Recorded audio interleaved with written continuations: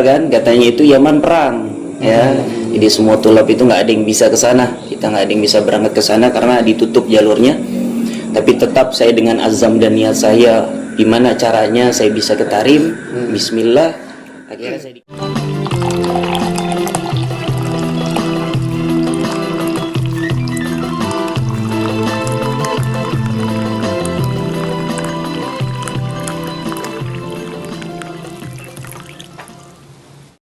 Bismillahirrahmanirrahim. Assalamualaikum warahmatullahi wabarakatuh. Alhamdulillah, salatu wassalamu ala rasulillah Sayyidina wa maulana Muhammad ibn Abdillah. La hawla wa la quwata illa billah.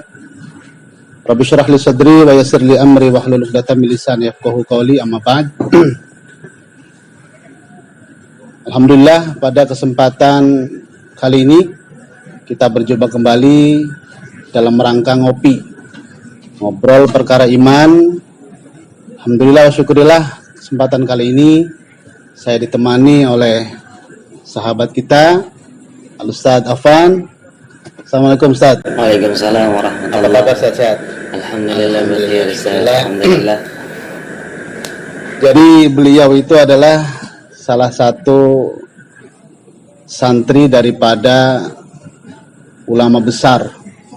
Luar biasa, beliau adalah Habib Umar bin Hafidh.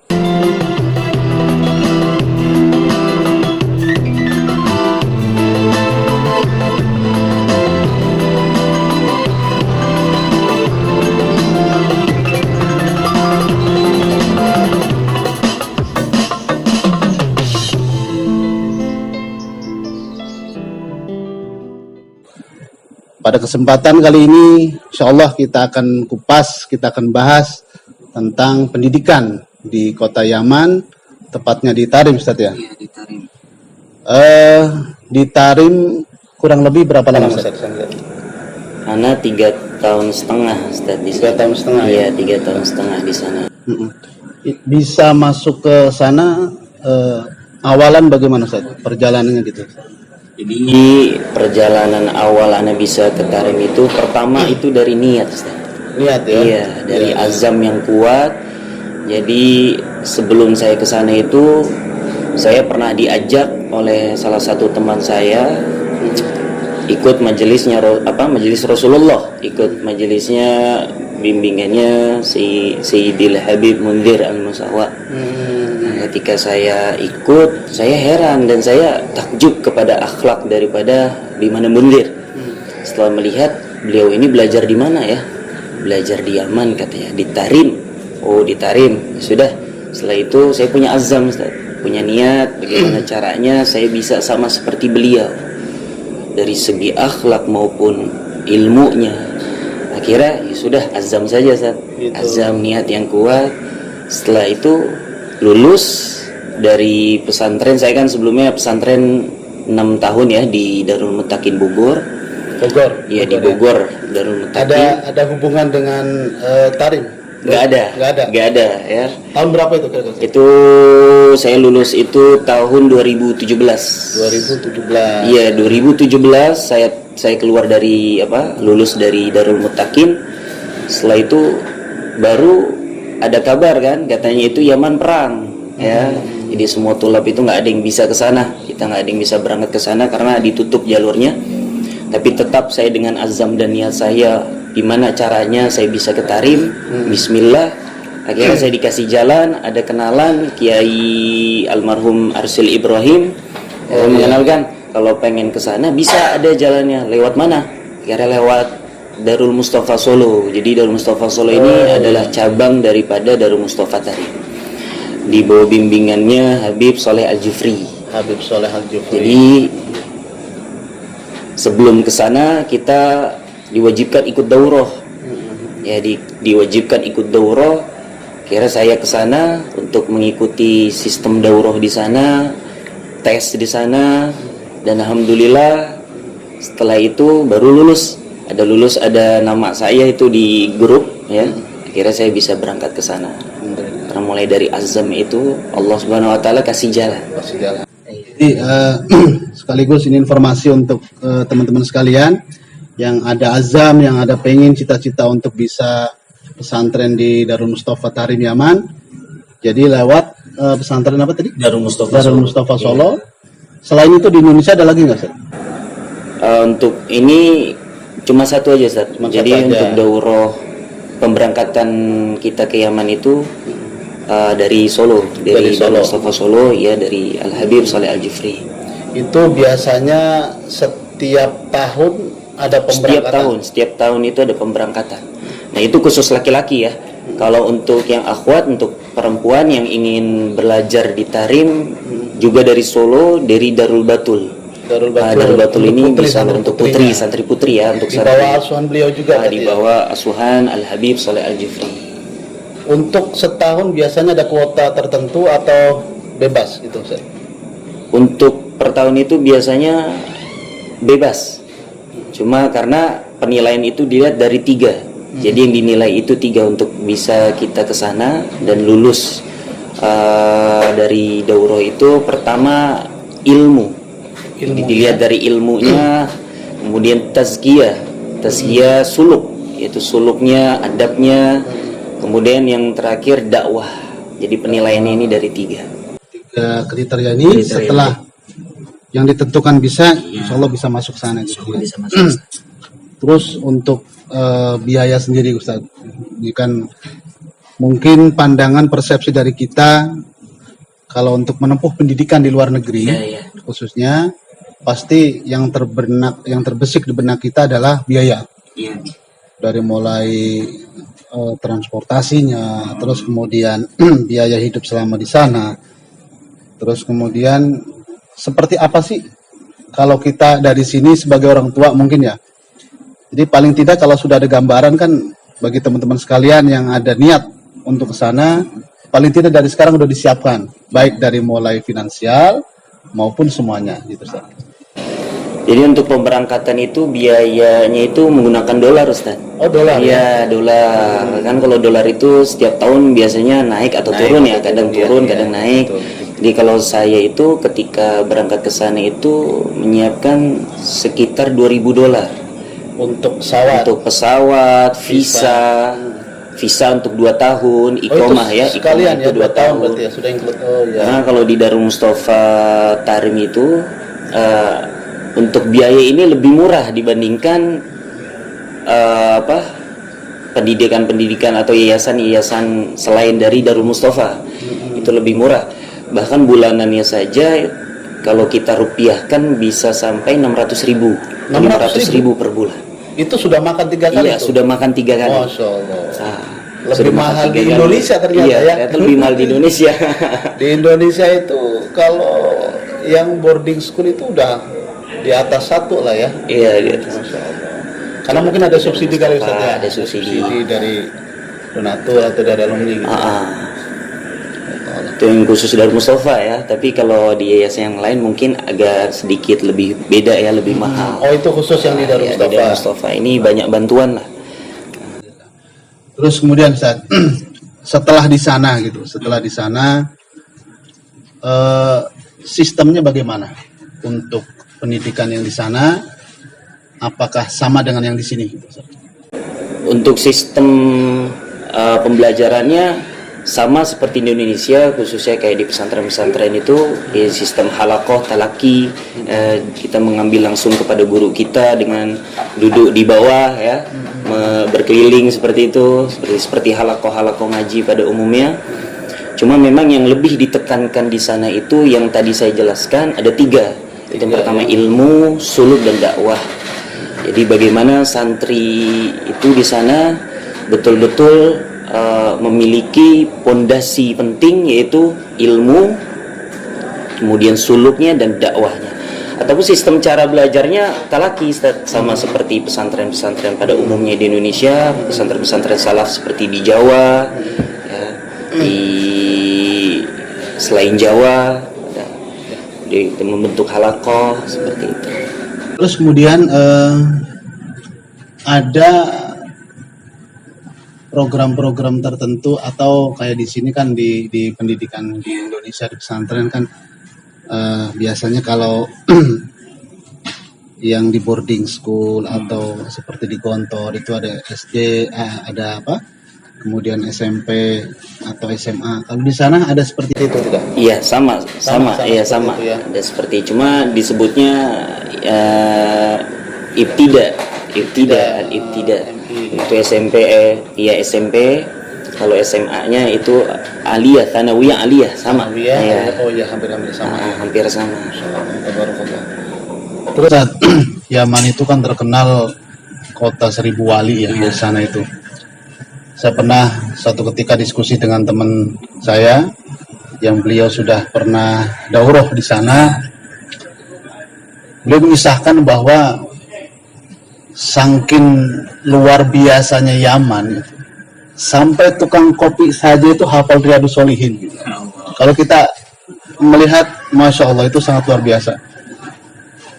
Itu memang penduduk Yaman sendiri itu ikut bareng taklim seperti itu, apa memang kok bisa sampai tukang kopi saja bisa sampai hafal Riyadhus Shalihin gitu? Jadi taklim itu adalah satu kebiasaan bagi mereka, Ustaz. Oh gitu. Adat istiadat. Jadi kalau adat istiadat itu berarti sudah mendarah daging, ya. Jadi adat istiadat penduduk Tarim itu sangat luar biasa. Mereka sangat cinta kepada ilmu. Maka tak jarang kita temukan di sana itu warung kopi yang dagangnya, ya, para pedagang, para petani, mereka hafal Riyadhus Shalihin. Karena memang dari kecil saja mereka sudah mendidik anak-anaknya untuk hafal Al-Quran, hafal hadis-hadis Nabi dan kalam-kalam salaf, dan cinta kepada ulama, sehingga lingkungan yang terjadi di sana akan membawa kepada kemaslahatan maupun keberkahan dan cinta kepada ilmu. Karena memang dari awalnya itu sudah dibiasakan jadi adat istiadat mereka. Nah, kalau kita di Indonesia ini kan ada yang namanya adat istiadat, ya. Jadi adat istiadat mereka ini luar biasa. Adat dan istiadat mereka ini sudah dididik dari kecil. Memang itu turun temurun dari leluhurnya, ya. Turun temurun daripada ulama-ulama salaf saleh. Terus untuk aktivitas nih untuk para penduduk Yaman sendiri, berarti kan kebanyakan dari mereka itu hampir dalam sehari semalam itu bisa dikatakan taklim itu sering sekali kan? Gitu. Iya, sering sekali. Nah, untuk maishahnya, untuk nafkahnya mereka itu usahanya seperti apa? Di sana itu biasanya berdagang dan bertani. Berdagang dan bertani, ya. Berdagang, bertani, ataupun seperti menyewa apartemen, buka, iya, jadi kayak hotel. Iya, karena mungkin saking banyaknya pelajar, jadi ya. Sana itu berdagang, ya, petani. Hal yang membuat Ustadz berkesan gitu sana, Ustadz, yang istilahnya pengalaman dari antum di sana seperti apa dalam menuntut ilmu di sana dan merasakan, karena setiap pesantren pasti kan kita merasakan pengalaman spiritual yang berbeda gitu ya. Nah, kita yang ada di Indonesia ini kan yang belum pernah merasakan pendidikan yang di sana. Saya secara pribadi sendiri kan kadang, ya Allah ya Rabb, ini kapan saya bisa hadir ke sana? Karena Yaman itu salah satu kota yang sudah dinas oleh baginda Rasul, yang sudah diberkahi lah gitu. Sampai di situ sangat luar biasa. Nah, spiritual apa, pengalaman apa selama di sana? Allah, Ustaz, di sana saya menemukan sesuatu yang tidak saya temukan di Indonesia. Saya melihat banyak di sana itu merasakan keajaiban-keajaiban yang saya alami. Seperti saya tidak temukan ketenangan di Indonesia, tetapi saya temukan ketenangan di Yaman. Ya, karena mungkin suasana ataupun lingkungannya yang memang sudah diberkahi oleh Allah Subhanahu wa taala, bahkan sampai kuburannya, ya, di makomnya saja itu saya tidak merasakan sedikit pun ketakutan. Ya. Beda dengan kita di Indonesia, ya. Kalau kita di Indonesia itu masuk ke kuburan pasti takut, ya. ada setan, ada apa. Tapi di sana saya tidak merasakan sedikit pun ketakutan, bahkan semakin semangat dalam beribadah dan berzikir dan bersolawat, karena diajarkan adab yang sangat luar biasa di sana. Adab kepada Allah, adab kepada baginda Rasulullah, terlebih lagi adab kepada sesama manusia. Saya menemukan banyak sekali yang tidak bisa saya ucapkan dengan kata-kata, Ustaz. Terus kemudian gini Ustaz, setelah selesai dari sana ada tuntutan nggak Ustaz? Artinya kewajiban seorang murid ketika sudah selesai, jadi kan target daripada guru-guru kita kan sebenarnya untuk kaderisasi gitu Ustaz. Kaderisasi untuk melanjutkan perjuangan dari baginda Rasul. Beliau mencetak para kaderisasi khususnya para alumni.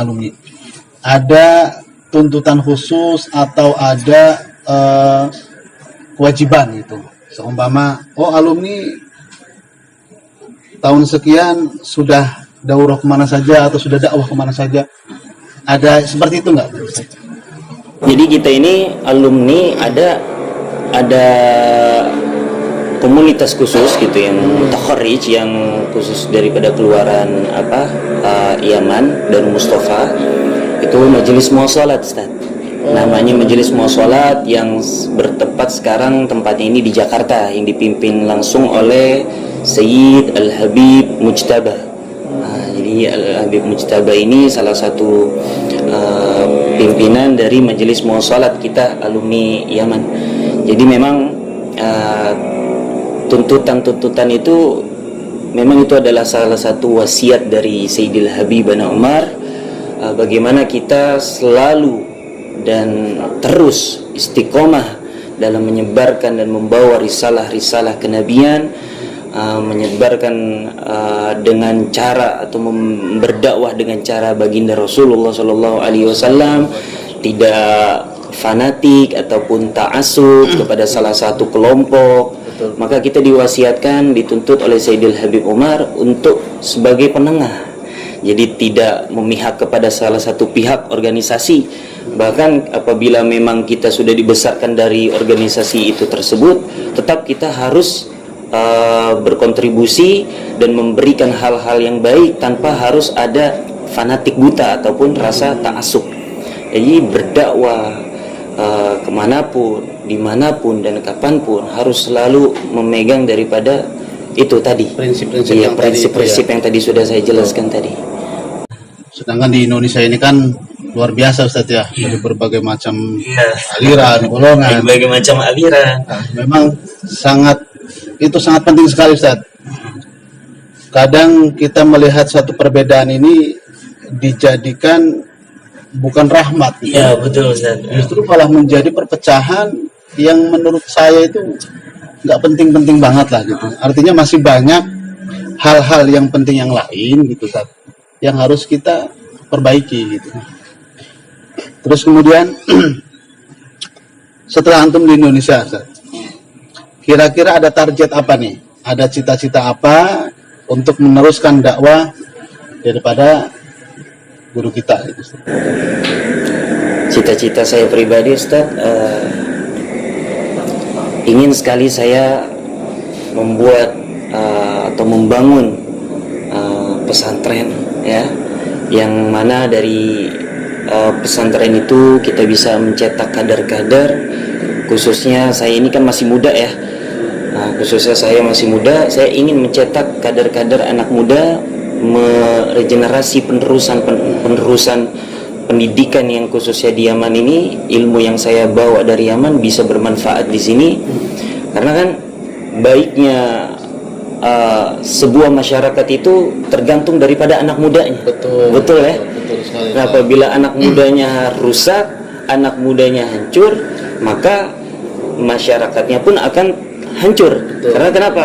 Karena anak muda ini adalah penerus ya kan, perjuangan para orang tua untuk terus berjalan di atas muka bumi ini untuk mendapatkan daripada ridho Allah Subhanahu wa taala. Jadi anak muda ini harus betul ya Ustaz, harus akhlak yang baik. Target ini kita ingin mendidik anak muda supaya faham seperti halnya para guru-guru kita dulu itu saat dulu saya ingat masih waktu saya masih kecil itu para kiai-kiai yang ada di perkampungan itu sangat luar biasa. Saya ingat dulu itu waktu kecil itu begitu banyak adat-adat yang kalau kita melihat secara syariat itu kadang aduh gimana ya agak nggak enak gitu ya. Setiap malam Jumat Kliwon mereka menyiapkan itu sesaji segala macam. Nah, beliau ini para ulama-ulama dahulu itu tidak langsung menyerang, tetapi ya memang sekedar mengingatkan bahwa hal seperti itu adalah sesuatu yang mubadir gitu kan. Tetapi memang tidak langsung divonis bid'ah, dolala dan segala macamnya, tetapi mengingatkan. Tapi target utama daripada guru-guru kita itu memang di generasi berikutnya. Karena memang kalau kita berpikir betul sekali, kalau kita melawan secara frontal, mereka pasti akan melawan kita. Gitu. Nah, target utama selanjutnya adalah para generasi berikutnya. Anak-anak mudanya mulai kita rangkul dari mulai anak-anaknya. Nanti kan generasi yang tua kan udah pada nggak ada tuh. Iya betul. Nah itu sekitar tahun 90-an lah saya ingat dulu itu. Alhamdulillah sekarang sudah menjadi kampung yang luar biasa gitu. Kampung yang islami, kampung yang santri segala macam. Nah itu sangat luar biasa Ustaz. Jadi ini PR buat kita Ustaz. PR buat kita. Alhamdulillah beliau sudah bergabung dengan Pondok Pesantren Rodotul Quran. Insyaallah mudah-mudahan Ustaz bisa istiqomah di sini, bisa manfaat ilmunya barokah untuk kita semua. Insyaallah di kesempatan yang lain kita akan lanjut kembali untuk diskusi kita. Terima kasih. Assalamualaikum warahmatullahi wabarakatuh. Waalaikumsalam.